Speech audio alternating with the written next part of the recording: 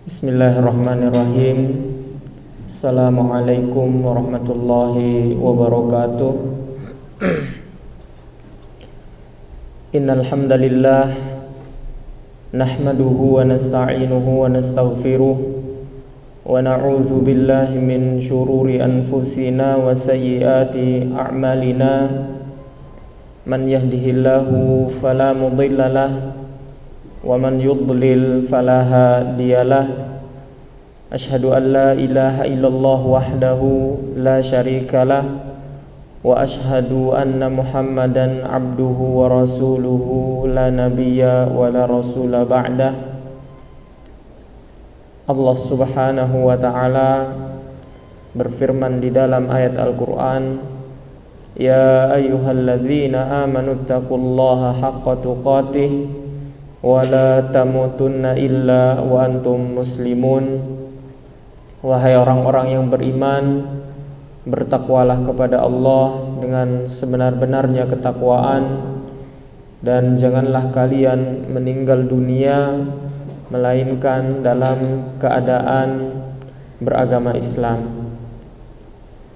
Dan juga Allah Subhanahu wa ta'ala berfirman di dalam ayat yang lain, ya ayyuhalladzina amanu taqullaha wa qulu qawlan sadida yuslih lakum a'malakum wa yaghfir lakum dzunubakum wa may yuti'illaha wa rasulahu faqad faza fawzan 'azima.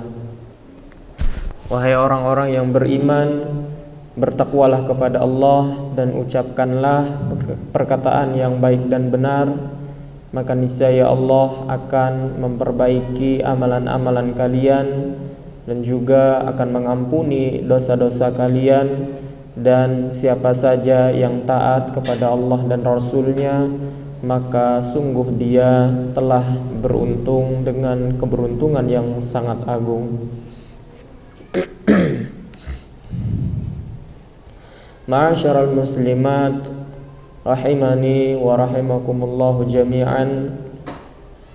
Pada sore hari ini kita bersyukur kembali kepada Allah Subhanahu wa ta'ala yang telah melimpahkan dan memberikan anugerah nikmatnya kepada kita semuanya, sehingga kita dapat berkumpul kembali di dalam majelis ilmu dengan nikmat Islam, iman, kesehatan serta kesempatan.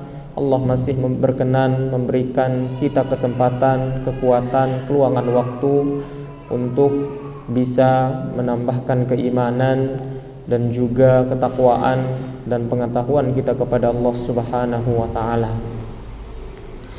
Dan semoga selawat serta salam senantiasa tersampaikan kepada junjungan Nabi kita Muhammad sallallahu alaihi wasallam, yang mana beliau telah menyampaikan amanah dan risalahnya sebagai seorang nabi dan rasul kepada umat manusia.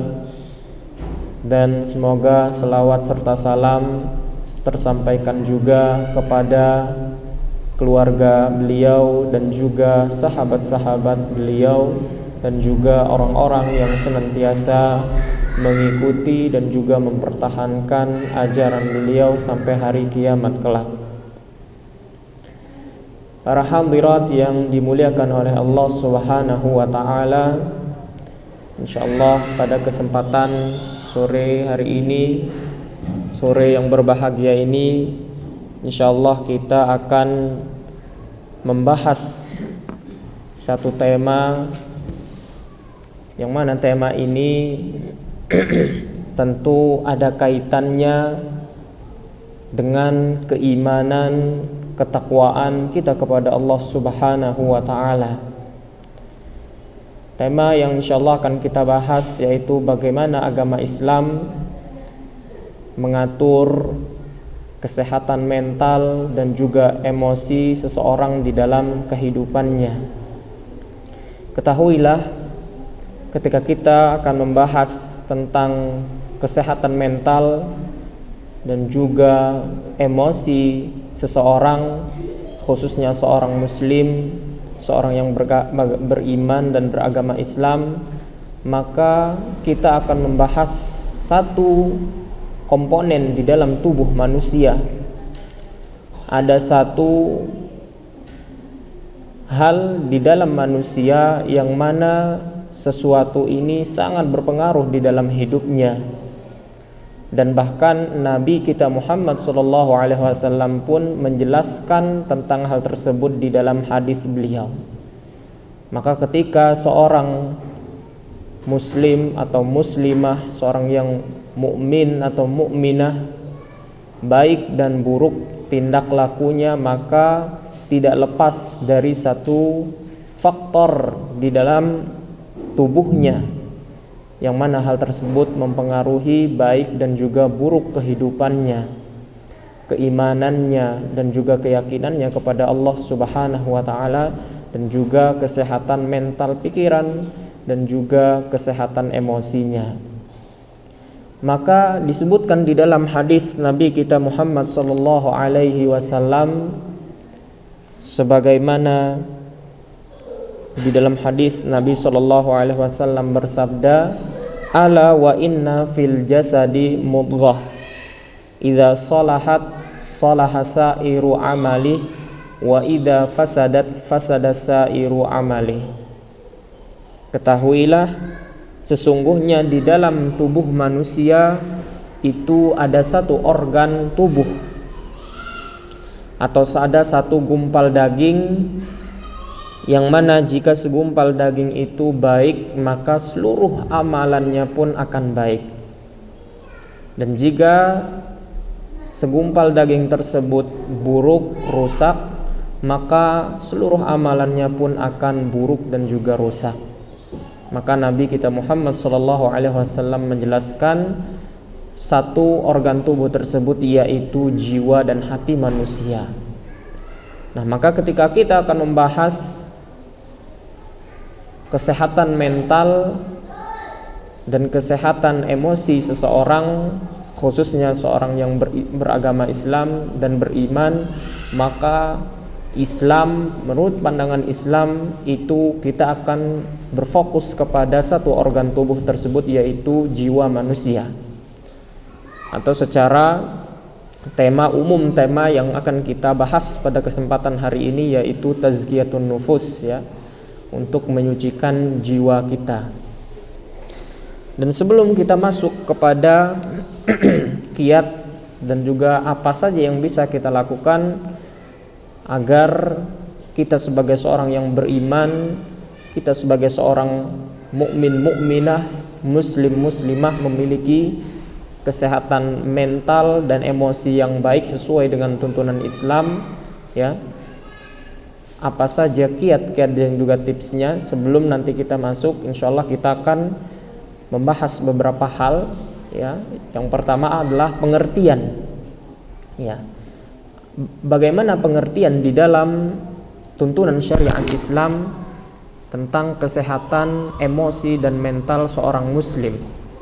Maka ketahuilah, jika kita berbicara tentang kesehatan mental dalam Islam, menurut syariat agama Islam, yaitu kondisi di mana seseorang mampu mengelola emosi dan juga pikiran tindak lakunya dengan baik, sehingga dapat berinteraksi secara harmonis dengan dirinya sendiri dan juga orang lain dan juga lingkungan sekitarnya. Artinya, ketika kesehatan mental seseorang itu baik, emosinya terkendali dengan sempurna, maka dampak positifnya yang akan merasakan yaitu orang yang ada di sekitarnya. Bukan hanya dia sendiri, tapi lingkungan sosialnya, masyarakatnya, keluarganya, saudaranya, teman-temannya, itu juga akan mendapatkan manfaat dari hal tersebut. Maka hal ini tentunya mencakup keseimbangan antara dimensi spiritual, yaitu keimanan seseorang kepada Allah Subhanahu wa ta'ala, keimanan, rukun-rukun Islam, rukun-rukun iman, itu akan mencakup semuanya. Dan juga secara psikologis, pikiran seseorang itu juga akan mempengaruhinya, dan juga secara lingkungan sosialnya. Kemudian ketahuilah bahwasanya di dalam Islam pun tentang kesehatan mental dan juga emosi seorang muslim, muslimah, mukmin, mukminah itu dibahas. Yang tadi kita sebutkan bagaimana Nabi kita Muhammad SAW menjelaskan di dalam sebuah hadis, ada satu organ tubuh di dalam tubuh manusia yang mana jika baik dan buruknya satu anggota tubuh tersebut menjadi barometer, tolak ukur di dalam baik dan buruknya tindak laku manusia. Dan ketahuilah bahwasanya agama Islam tentunya agama yang sangat sempurna. Setiap sisi dari kehidupan manusia itu ada tuntunannya, dibahas secara tuntas agar ketika manusia hidup dengan lingkungannya, lingkungan sosialnya, masyarakatnya, keluarga, teman-teman dan sebagainya, atau masyarakat secara luas, secara internasional, dunia itu memiliki tuntunan yang sangat sempurna. Dan inilah bagaimana agama Islam, agama yang diturunkan oleh Allah Subhanahu wa taala, agama yang diajarkan oleh baginda Nabi kita Muhammad sallallahu alaihi wasallam. Dan ketahuilah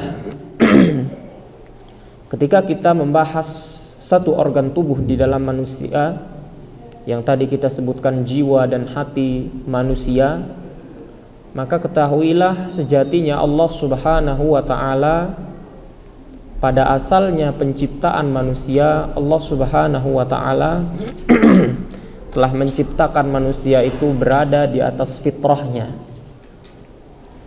Berada di atas fitrahnya. Apa itu fitrah? Maka ketahuilah yang dimaksud dari kata fitrah di sini yaitu karakteristik awal manusia. Jadi tabiat alami, karakteristik tindak laku manusia pada asalnya itu sesuai dengan fitrah Allah Subhanahu wa taala. Kemudian Allah Subhanahu wa taala berfirman di dalam ayat Al-Qur'an, "Fa'aqim wajhaka lid-dini hanifa fitratallahi allati fataran nasa 'alaiha la tabdila li khalqillah atau la tabdila li khalqillah dzalika ad-dinul qayyim walakinna aktsaran nasi la ya'lamun." Yang artinya, maka hadapkanlah wajahmu dengan lurusnya, atau hadapkanlah wajahmu dengan lurus kepada agama Allah Subhanahu wa taala, yaitu agama Islam, yang mana fitrah Allah tersebut telah diciptakan untuk manusia. Tidak ada perubahan pada fitrah Allah, ketetapan dan juga awal mula penciptaan manusia, ya. Dan itulah agama yang lurus, tetapi kebanyakan manusia tidak mengetahuinya. Nah, perlu di sini kita perhatikan ketika Allah Subhanahu wa taala menyebut fitrah, ya, maka itu adalah maknanya adalah karakteristik tabiat alami manusia.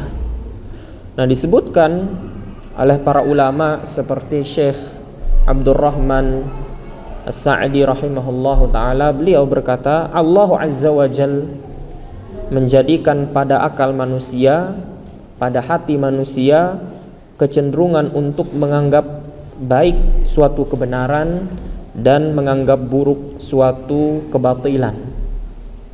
Karena sesungguhnya semua hukum dalam syariat Islam, baik itu secara nampak dan tidak nampak, itu adalah Allah Subhanahu wa ta'ala telah menjadikan hal tersebut, tuntunan syariat, dengan tuntunan yang sangat baik sesuai dengan fitrah dan juga tabiat manusia. Artinya karena ketika kita berbicara tentang fitrah manusia, karakteristik awal mula pada seorang, atau secara khususnya yaitu seorang muslim, itu adalah mereka menerima kebenaran dan membenci yang namanya kebatilan ataupun keburukan. Maka siapa saja yang keluar dari fitrah tersebut yang sudah Allah tetapkan, maka sejatinya itu pun termasuk daripada tipu daya syaitan, yang mana hal tersebut merusak fitrah alami yang ada pada manusia. Tentu banyak sekali faktor-faktor yang membuat fitrah yang awalnya manusia tersebut lurus sesuai dengan apa yang Allah Subhanahu wa taala tetapkan di dalam kehidupannya, ya.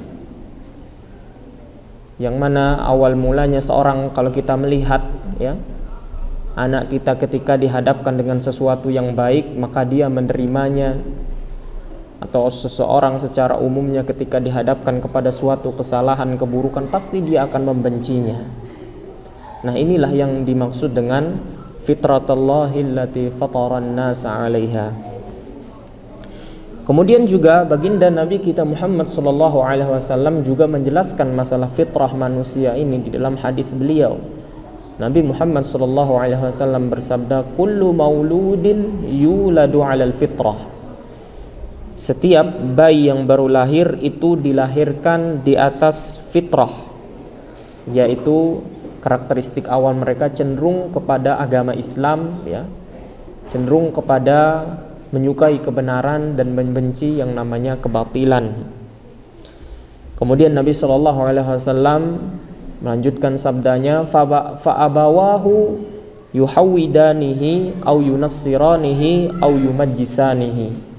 Maka atau lalu kedua orang tuanya lah yang menjadikannya dia seorang beragama Yahudi, atau dia beragama Nasara, Kristen, atau dia beragama dengan Majusi, yaitu mereka penyembah api. Nah, ini juga salah satu faktor yang menyebabkan seseorang itu akhirnya keluar dari fitrah yang telah Allah tetapkan untuknya. Dan ketahuilah, ketika awal penciptaan manusia, Allah menciptakan manusia di muka bumi ini. Awal penciptaan mereka sampai mereka berjalan di muka bumi ini, itu sejatinya sudah Allah tetapkan setiap manusia itu berada di atas fitrahnya. Maka simak bagaimana hadis Nabi kita Muhammad SAW menjelaskan.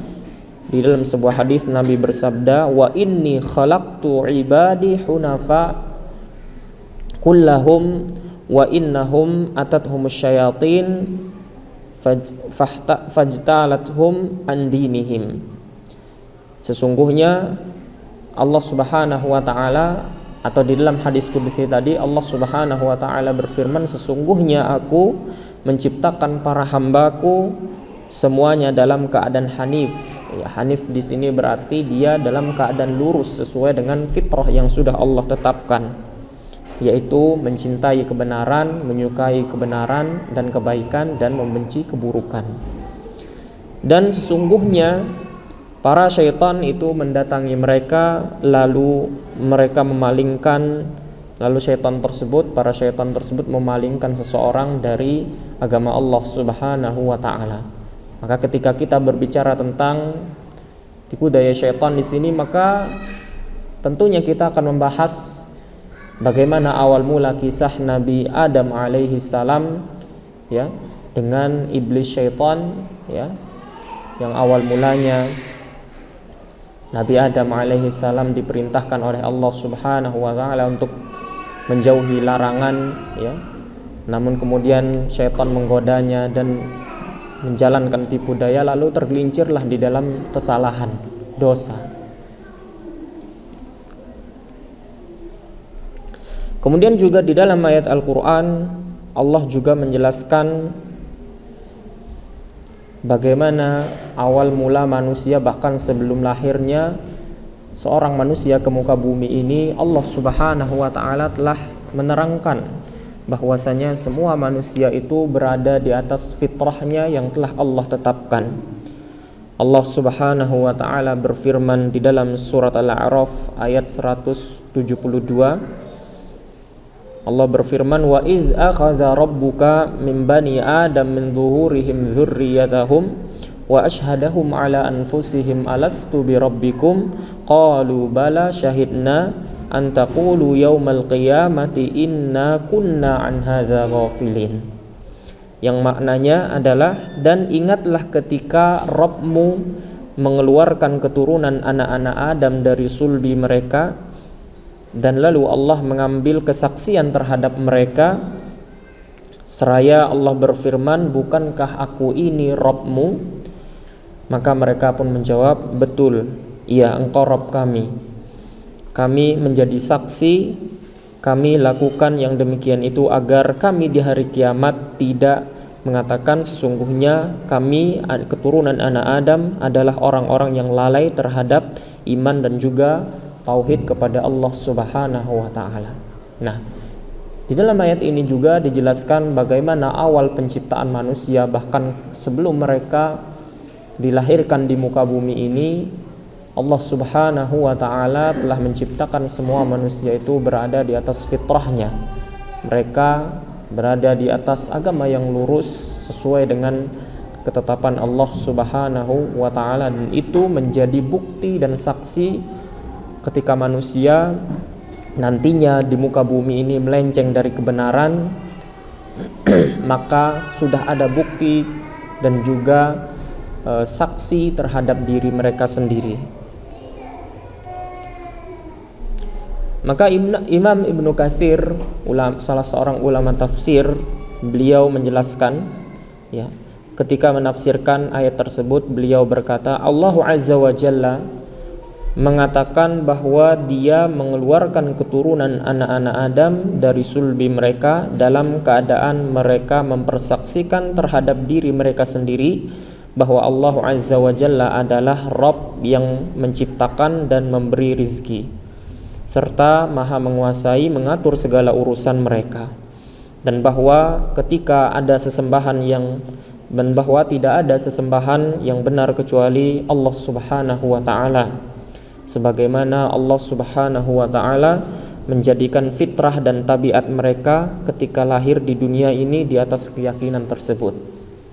Nah, maka di sini juga kita harus banyak bersyukur kepada Allah Subhanahu wa taala, kita yang lahir dalam keadaan beragama Islam, orang tua kita memeluk agama Islam, dan yang lebih daripada itu, alhamdulillah kita mengenal tuntunan ajaran kita sesuai dengan sunnah Nabi kita Muhammad sallallahu alaihi wasallam.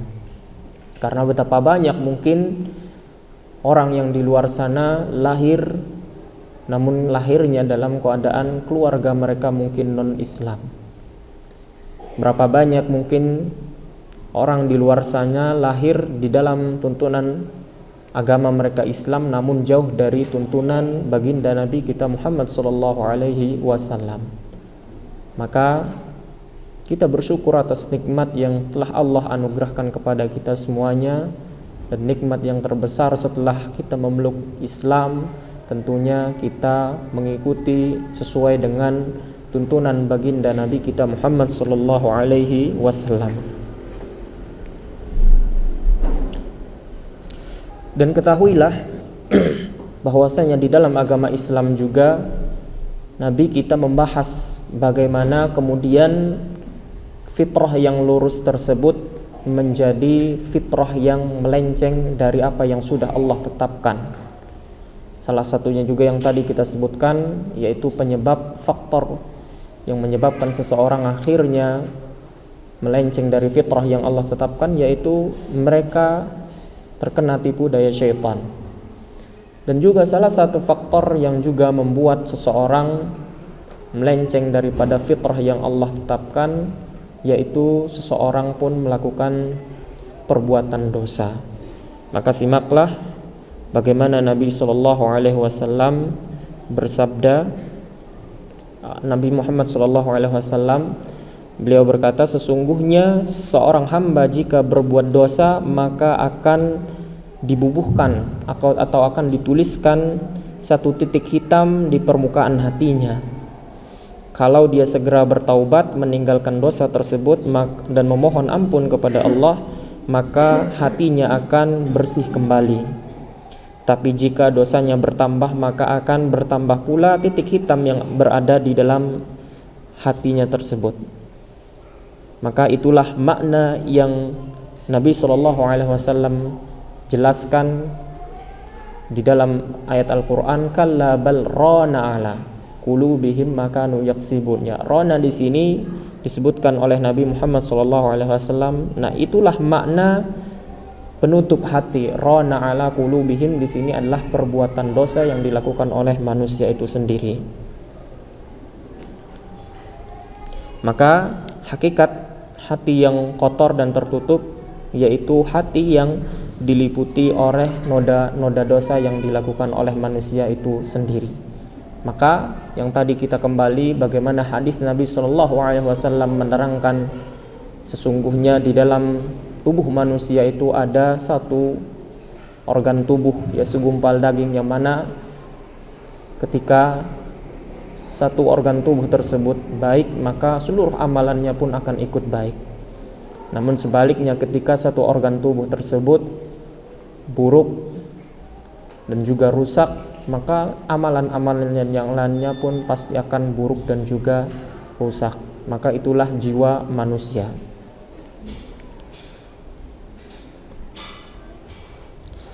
Dan perlu kita ketahui bersama bahwasanya ada faktor-faktor yang menyebabkan hati manusia itu pada akhirnya setelah Allah menciptakan manusia pada keadaan fitrah mereka lurus, hati mereka bersih, mencintai kebenaran dan membenci perbuatan dosa dan kebatilan, keburukan.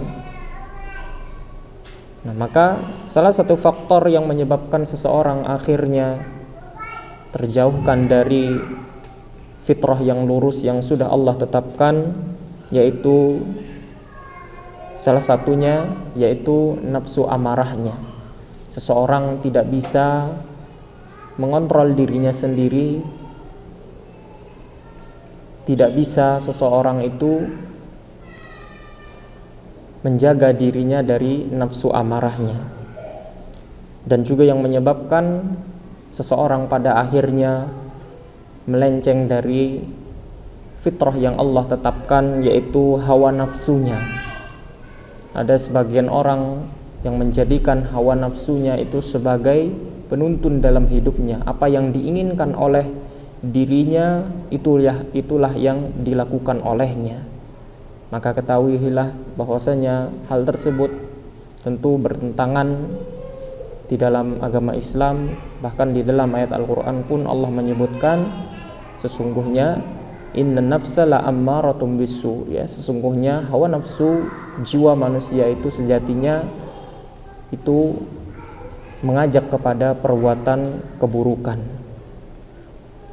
Dan yang tadi juga kita sebutkan, awal mula ketika manusia itu berada di atas fitrahnya, maka salah satu juga yang menyebabkan mereka melenceng jauh daripada fitrahnya yaitu tipu daya syaitan.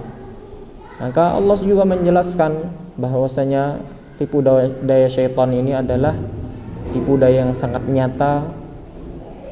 Setan itu adalah musuh yang begitu nyata bagi manusia, ya. Maka hendaknya setiap kaum muslimin muslimah hendaknya waspada terhadap tipu daya syaitan. Kemudian juga faktor yang menyebabkan seseorang akhirnya, ya, hatinya yang awalnya bersih, kesehatan mentalnya terjaga, emosinya terjaga, ya, kemudian mereka berubah menjadi buruk dan sebagainya, ya. Salah satu juga penyebabnya adalah pikiran yang negatif, ya. Dan ini ketika kita membahas tentang pikiran yang negatif, maka ini adalah tidak lepas dengan yang namanya i'tiqad, akidah, keyakinan seseorang. Maka ini juga betapa pentingnya kita mempelajari akidah yang benar sesuai dengan apa yang baginda Nabi kita Muhammad SAW tuntunkan di dalam ajaran beliau. Nah, ketika seorang itu memiliki pikiran yang benar, akidah, keyakinan yang benar, maka niscaya dia pun akan memiliki kemantapan jiwa, kesehatan emosi dan mental yang baik. Ketika seseorang meyakini bahwa Allah Subhanahu wa ta'ala yang menciptakan alam semesta ini, maka keyakinan yang baik tersebut sesuai dengan apa yang Allah Subhanahu wa ta'ala ciptakan pada fitrah manusia. Namun ketika seseorang, bahkan sebagian dari manusia itu ada yang dari mereka ateis, tidak mengakui adanya Tuhan, ya. Tuhan saja tidak diakui, apalagi adanya Allah Subhanahu wa taala sebagai sang pencipta. Kemudian juga yang membuat ketika seseorang itu melenceng dari fitrah yang sudah Allah ciptakan pada awal penciptaan manusia, yaitu kecemasan dalam dirinya. Dan kecemasan ini tentu berawal akan kembali kepada perbuatan dosa. Dan ketahuilah bahwasanya ketika Nabi Muhammad SAW menyebutkan definisi daripada perbuatan dosa itu, yaitu ma haka fi nafsika wa karihta an yattali'a alaihin nas, sesuatu yang membuat hatimu ragu dan gelisah, dan juga engkau ketika ataupun engkau tidak menyukai ketika seseorang itu melihat dan memperhatikan hal tersebut. Nah, inilah yang dikatakan oleh baginda Nabi Muhammad SAW, dosa itu adalah sedemikian, ya, membuat hati manusia itu gelisah, cemas, yang pada akhirnya berefek pada pikirannya.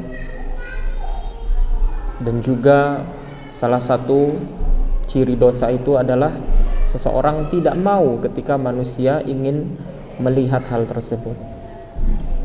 Maka ketika kita membahas lawan dari kata dosa ini, maka sebaliknya pahala itu adalah sesuatu yang menenangkan jiwa. Ketika kita melakukannya, kita menjadi tenang, kegelisahan itu jauh dari kita, dan kita pun sangat mencintai kebaikan. Nah, itulah yang dinamakan dengan pahala ataupun perbuatan baik. Dan kita sangat, pada awal mulanya ketika manusia melakukan perbuatan baik yang berbuah pahala, maka itulah yang sejatinya awal penciptaan manusia mereka condong kepada hal tersebut, ya. Tabiat ataupun karakteristik alami pada manusia yang ada pada dirinya, itulah yang sudah Allah tetapkan dan Allah ciptakan pada fitrah manusia. Dan juga salah satu faktor yang perlu kita perhatikan yang menjadikan seseorang pada akhirnya melenceng dari fitrah yang Allah tetapkan, kemudian mengganggu kesehatan mental dan emosinya, yaitu lingkungan sosialnya. Dan ini pun dibahas di dalam agama Islam. Kalau kita, bahkan sebelum kita memilih rumah itu, kita lihat dulu siapa tetangga kita, ruang lingkup masyarakat kita itu kita akan bersama dengan siapa. Dan hal ini pun dijelaskan oleh Allah Subhanahu wa taala di dalam surat At-Taubah, ya ayyuhalladzina amanuttaqullaha wa kunu ma'as shadiqin. Ketika Nabi SAW awal ayat ini diturunkan, ketika itu Nabi Muhammad SAW tinggal di kota Madinah. Maka Allah memerintahkan Nabi Muhammad SAW atau secara umumnya kaum mukminin, ya ayyuhalladzina amanuttaqullaha, wahai orang-orang yang beriman, bertakwalah kalian kepada Allah, wa kunu ma'as shadiqin, dan bersamalah kalian bersama orang-orang dan bertemanlah kalian dengan orang-orang yang shadiqin, ya. Mereka orang-orang yang jujur, mereka orang-orang yang tidak berdusta. Nah, maka di dalam agama Islam pun ternyata ruang lingkup kehidupan kita, orang yang ada di sekitar kita itu akan mempengaruhi kehidupan kita.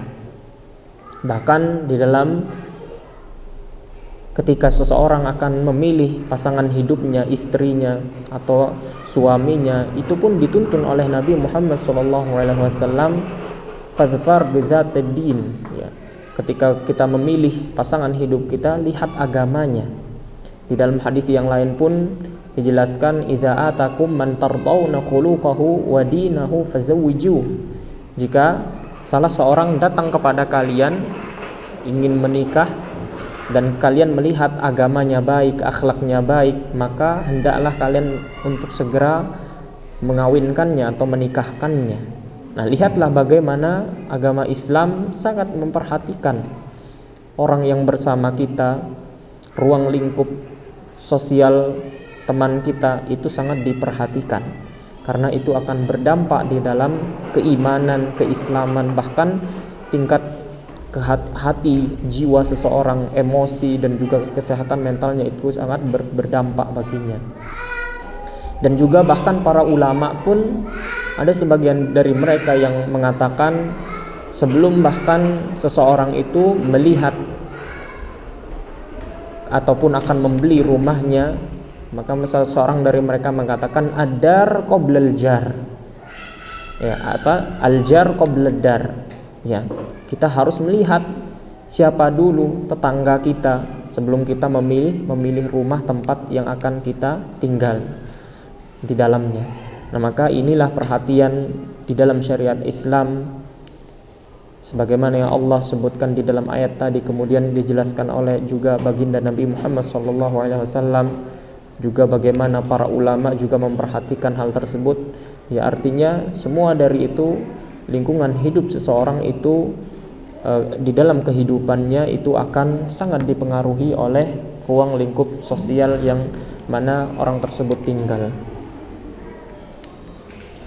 Kemudian juga salah satu faktor yaitu adanya tekanan hidup di dalam kehidupan manusia. Dan tekanan hidup ini banyak sekali, ya, entah masalah yang tidak bisa dihadapinya, entah itu masalah ekonominya dan juga muamalahnya dan sebagainya, itu sangat-sangat berpengaruh kepada kesehatan mental dan juga kesehatan emosi seseorang. Maka kita akan selanjutnya poin yang terakhir dari kajian ini. Kemudian setelah kita mengetahui apa saja faktor-faktor yang menyebabkan akhirnya seseorang terganggu kesehatan mentalnya, emosinya, membuat hatinya tidak nyaman, kemudian yang membuat juga seseorang itu melenceng dari fitrah yang telah Allah tetapkan. Nah, maka kemudian yang terakhir, apa solusi yang bisa kita lakukan atau kiat usaha yang bisa kita lakukan untuk senantiasa menjaga hati dan jiwa kita atau tazkiyatun nufus kita, dan juga menjaga kesehatan mental dan emosi kita. Maka yang bisa kita lakukan yang pertama adalah hendaknya setiap dari kaum mukmin dan mukminah, muslim muslimah itu bertakwa kepada Allah Subhanahu wa taala. Nah, maka ketika kita membahas tentang ketakwaan itu juga akan kembali kepada akidah, keyakinan seseorang. Artinya apa? Hendaklah seseorang itu memiliki akidah yang baik, karena akidah yang baik akan menuju kepada ketakwaan yang sempurna kepada Allah Subhanahu wa taala.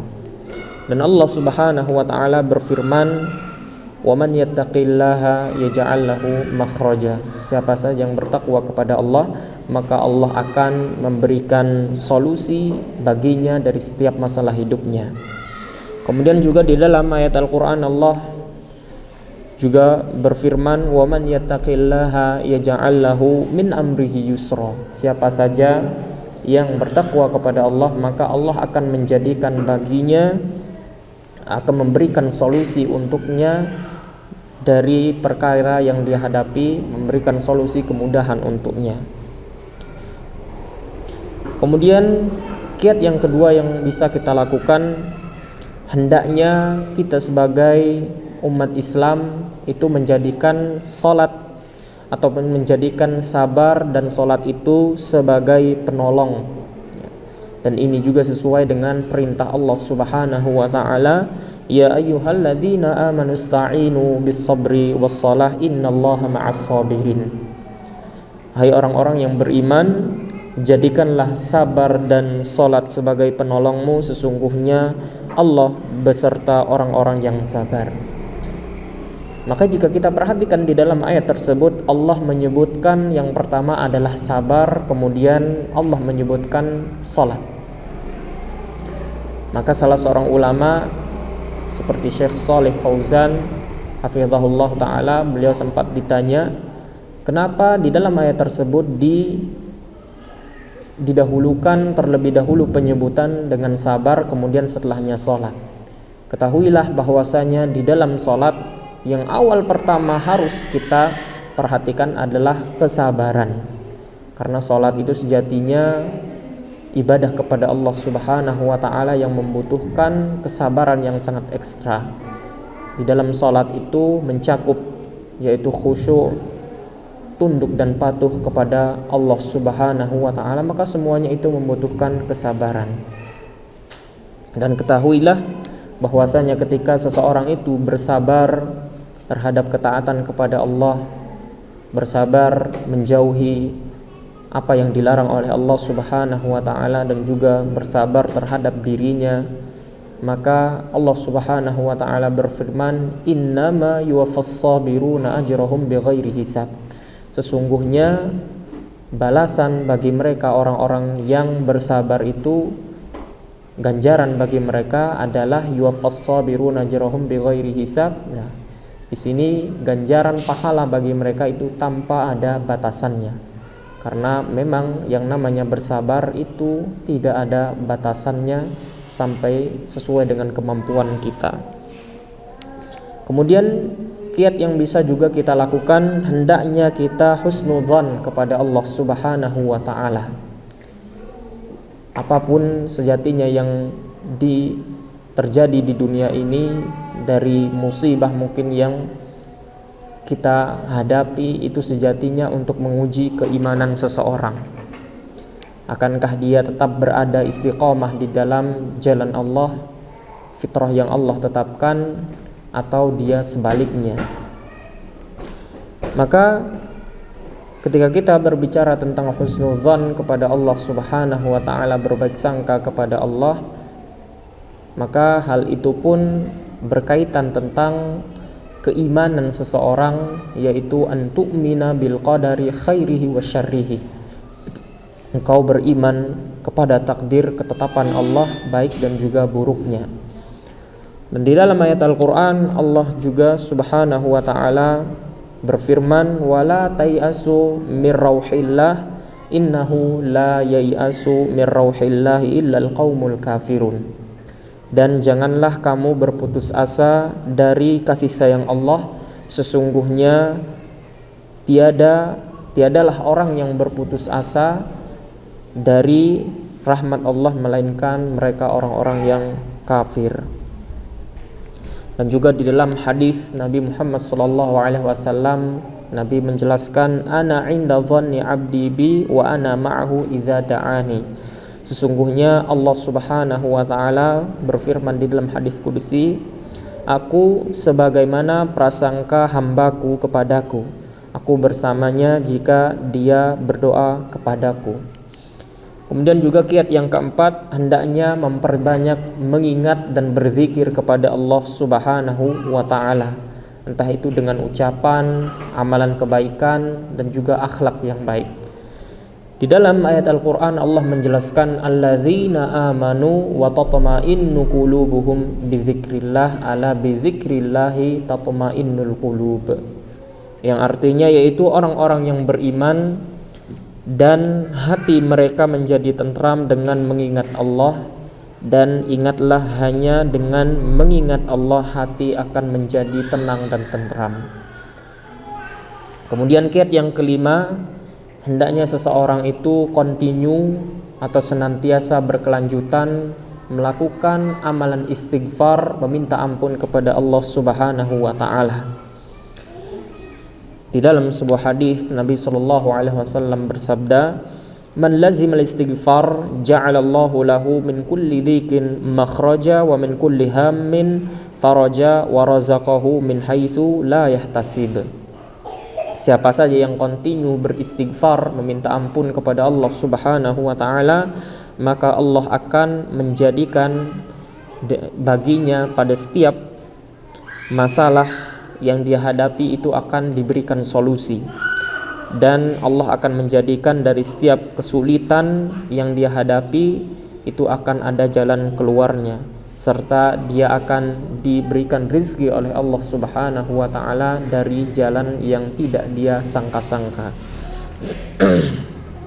Kemudian kiat yang keenam, dalam kita juga menjaga hati, kesehatan mental, emosi kita agar kita tidak melenceng dari jalan Allah Subhanahu wa ta'ala, maka hendaknya kita kembali kepada Allah Subhanahu wa ta'ala atau bertaubat dan banyak berdoa kepada Allah Subhanahu wa ta'ala. Di dalam sebuah hadis Nabi menerangkan dan Nabi juga mengajarkan satu doa agar kita membaca doa tersebut dalam zikir pagi dan petang. Nabi SAW bersabda, Allahumma inni a'udzubika minal hammi wal hazan. Ya Allah, aku berlindung kepadamu dari kegalauan dan juga dari kesedihan. Wa a'udzubika minal ajzi wal kasal. Dan ya Allah, aku berlindung kepadamu dari kelemahan dan juga kemalasan. Wa a'udzubika minal jubni wal bukhli. Dan aku berlindung kepadamu dari rasa pengecut dan juga rasa kikir dan pelit. Wa a'udzubika min ghalabatid dain wa qahrir rijal. Dan aku juga berlindung kepadamu ya Allah dari lilitan hutang dan juga penindasan orang. Dan di dalam doa tersebut Nabi SAW menganjurkan untuk kita setiap umat Islam membacanya. Dan khusus lagi doa tersebut termasuk juga dari doa zikir pagi dan petang. Artinya kita dianjurkan kalau bisa kita membacanya setiap kita berzikir pagi dan petang. Kemudian juga ada satu doa yang diajarkan oleh Allah Subhanahu wa ta'ala kepada Nabi Musa alaihi salam ketika Nabi Musa akan mendatangi Fir'aun, ya, agar hati kita dimantapkan oleh Allah Subhanahu wa ta'ala. Allah berfirman, Rabbi syrahli, qala Rabbi syrahli sadri wa yassirli amri. Ya. Di situ di dalam firman Allah Subhanahu wa taala mengajarkan kepada Nabi Musa berkata, "Ya Tuhanku, lapangkanlah untukku dadaku dan mudahkanlah untukku urusanku." Kemudian kiat yang ketujuh, hendaknya setiap dari kita mengerjakan sebab-sebab yang dapat membantunya sukses dalam kehidupannya. Kemudian bertawakal kepada Allah Subhanahu wa ta'ala. Artinya di sisi lain ketika kita berusaha, kita juga tidak melupakan tawakal dan berdoa kepada Allah Subhanahu wa ta'ala. Allah berfirman, "Wa man yatawakkal 'alallahi fahuwa hasbuh." Siapa saja yang bersandar, dan makna tawakal di sini artinya menyerahkan urusannya dan mewakilkan urusannya kepada Allah Subhanahu wa ta'ala. Dan siapa saja yang bertawakal kepada Allah, maka niscaya Allah akan mencukupkan seluruh kebutuhan dan juga keperluan hidupnya. Kemudian yang kedelapan, yang terakhir, jadi kalau kita melihat dari kiat yang pertama sampai yang ketujuh tadi, itu masih berkaitan kita kembali kepada Allah Subhanahu wa ta'ala dengan ibadah, dengan keyakinan tauhid yang benar dan sebagainya, tawakal, itu semuanya kembali kepada Allah Subhanahu wa ta'ala. Maka kemudian salah satu ikhtiar kita juga yaitu tidak mengapa ketika seseorang meminta bantuan kepada para ahli, ya, seperti misalnya kepada ustadz dan sebagainya, kepada ahli ilmu. Dan ini pun sudah ada isyarat dari Allah Subhanahu wa ta'ala di dalam ayat Al-Quran, fas'alu ahla dzikri in kuntum la ta'lamun. Maka tanyakanlah kepada ahlu zikri, kepada ulama, kepada ahli ilmu jika kalian tidak mengetahui. Ya, di dalam kehidupan kita, ya, mungkin kita mengalami suatu masalah di dalam kehidupan kita, maka tidak mengapa ketika kita istifsar, ya, meminta tanggapan dan juga meminta bantuan kepada para ahli, ya. Dan di sini para ahli ilmu, ulama. Dan juga tidak mengapa ketika kita meminta pendapat dari dokter ahli jiwa dan yang sebagainya. Dan itu juga termasuk ikhtiar kita. Namun tetap yang pertama, kita berusaha bertawakal dan memohon kepada Allah Subhanahu wa taala, kembali kepada Allah, melakukan sebab-sebab yang mendatangkan bantuan dan juga pertolongan dari Allah Subhanahu wa taala. Maka strategi secara umumnya atau kiat secara umumnya kita akan rangkum ya, dalam menjaga jiwa seseorang muslim muslimah dari gangguan yang bisa menyelewengkan kehidupan adalah yang pertama atau secara umumnya memperkuat hubungan kepada Allah Subhanahu wa taala.